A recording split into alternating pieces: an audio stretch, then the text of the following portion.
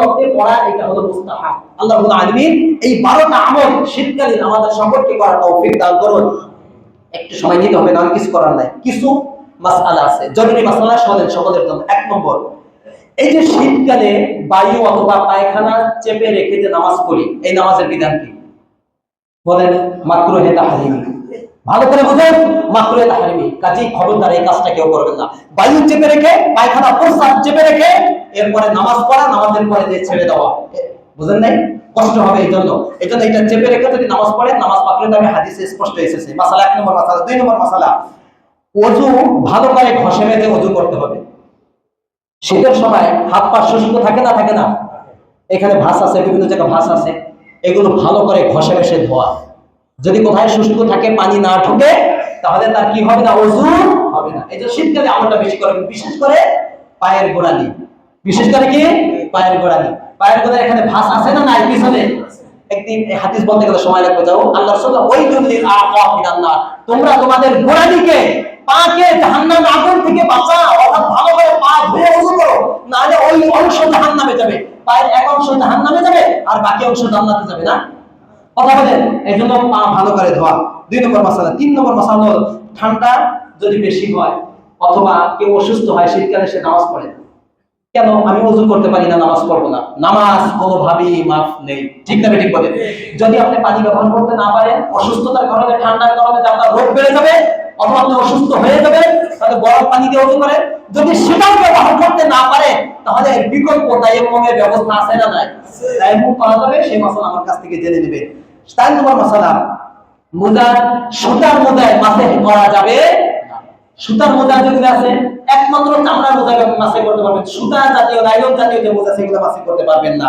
আচ্ছা, 5 নম্বর মাসালা হলো, শীতকালে আমরা দেখি চাদর টাদর পেঁচাইয়া একেবারে, দেখবেন গ্রামে কিছু আছে, নাক মুখ এইভাবে, চোখটুকু খালি চোখটা খোলা থাকে, পুরাটা ঢেকে আবার কি করে নামাজ পড়ে, আছে না নাই?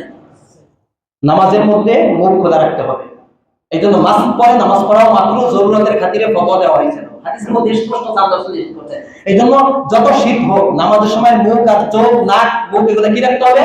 চোখ মাথা কোনো সমস্যা নাই, শুধুমাত্র নাক মুখ এগুলো কি রাখতে হবে? খোলা রাখতে হবে, নাহলে নামাজ মাকরুহ হবে।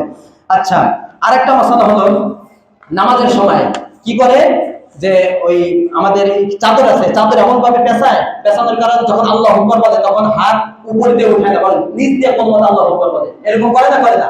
এটা নামাজে মাকরুহ। এটা যদি নামাজ হয়ে যাবে, এটা মাকরুহ। বরং হাত বের করে এরপরে কান পর্যন্ত কি উঠাবেন? হাত ভিতর দিয়ে হাত উঠানো, এই আমল কেউ করবেন না। কথাটা বুঝে আসছে? আচ্ছা, এরপরে অনেক দিন পর্যন্ত অনেক আছে গোসল করে না, যার কারণে শরীর বন্ধ হয়ে যায়। যদি শরীর বন্ধ হয়ে যায় আর একজন বান্দা কষ্ট পায়, তাহলে মাকরুহ হবে। এই জন্য এই কাজ বেশি বেশি করবেন না। এখন মসজিদ সংক্রান্ত কিছু মাসআলা। মসজিদে আঙ্গুল ফোটানো, শীতকালে ফ্যান বন্ধ থাকে, অনেকে আঙ্গুল ফোটায়, এই আওয়াজ হয় না? হয় না? নামাজের মধ্যে যদি আঙ্গুল ফোটা মাকরুহ তাহরিমি, কিন্তু মসজিদের ভিতরে আপনি বসে আছেন, আঙ্গুল ফোটা, এটাও মাকরুহ।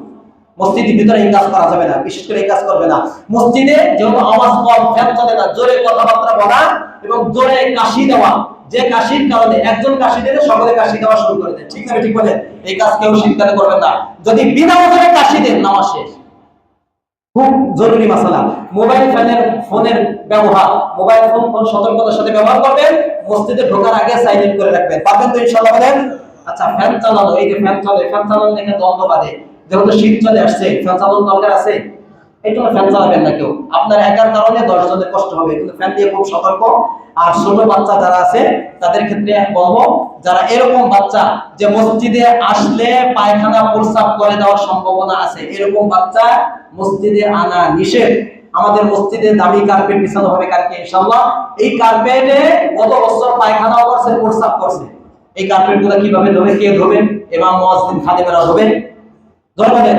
আপনার বাচ্চা পায়খানা করে যায় আর এরা ধুইতে হয়, আর এই কাপড় তো ধোয়া যায় না। যদি এখানে ময়লা থাকে আর নামাজ না হয়, কিভাবে বলে? এই দায় কে নেবে আপনার? এই জন্য মেহরবানি করে বলবো, কার্পেট থাকুক না থাকুক, এমন বাচ্চা যে একেবারে ছোট, প্রস্রাব পায়খানা করে দেওয়ার মতো সম্ভাবনা আছে, এই সমস্ত বাচ্চাদেরকে মসজিদে আনবেন না। মানবেন তো ইনশাআল্লাহ? আল্লাহ রাব্বুল আলামিন আজকের এই আমলগুলো আমাদের সকলকে পুরো শীতকালীন পুরো জীবনের জন্য আমাদের আমলে আনার তৌফিক দান করুন। মেহরবানি করে, একটু সময় বেশি হয়েছে, শীতকালীন একটা মেসেজ দেওয়া হইল। আল্লাহ রাব্বুল আলামিন সকলকে আমল করার তৌফিক দান করুন। ওয়া আখিরু দাওয়ানা।